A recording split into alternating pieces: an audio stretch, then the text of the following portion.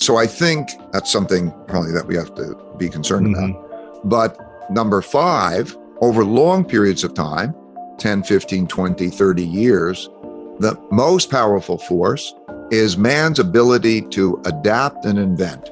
Here's a Great Depression and here's a war. And as you see those things, they look like blips on the chart of life expectancy, per capita income, and so on. So there's a tremendous capacity for dealing with all the other stuff if man can adapt to it well. And inventiveness during this period of time should be kind of, I think, really great, because what we're using more and more is types of technology, artificial intelligence and so on. The ability to think and collect data and use the computer to help us with that is a very, very powerful force. Now, like any force, it's also a risky force because it can be used for bad as well as for good. I think the world will evolve. We will have these cycles in the world. So that's what you see. You see these cycles, and then you see evolution through those cycles and adaptation. And so I expect that. But I would say there's the probabilities I gave you before, that concern me. A lot will be unknown. We have a lot of potential and a lot of things to worry about.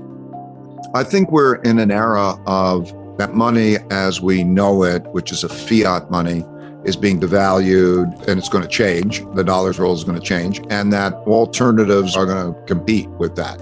So I wouldn't want to own money when you own a dollar, let's say, is in the form of a debt instrument. So you're going to get paid back in that. And I think it'll have a negative real rate and negative buying power and so on in almost any currency. And they're all competing. So they're all devaluing, essentially. And so money is both a medium of exchange and a storehold of wealth that is portable and works in most countries. And now we'll find out what those things are. I mean, gold is an example of one of those, and crypto is an example of those.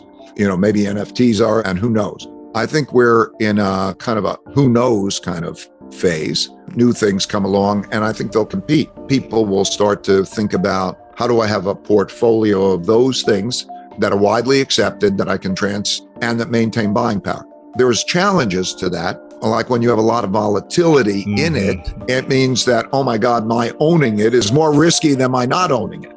And so that drives money into sort of other things. But anyway, we're going to struggle with that, and you're going to see digital currencies in different countries and so on. And I honestly don't know. I don't think one thing wins out. I do think that a lot of the crypto, like all markets, they go through phases. And there's kind of the bubble phase where it goes up a lot and everybody believes it and everybody's bought it. And then you have the adjustments and so on.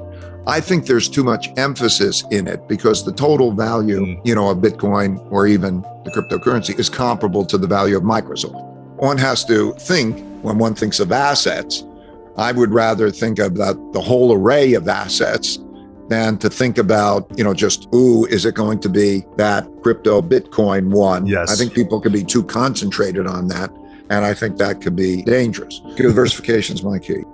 Let me start off by, I acquired it by an accident because the game that I happened to fall in love with, if you learn to play the game well, it pays well.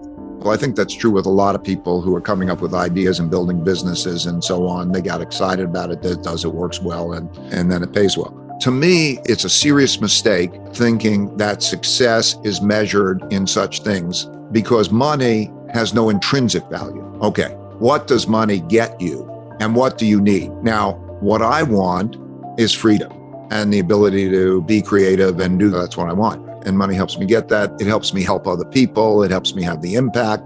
I like those things about it.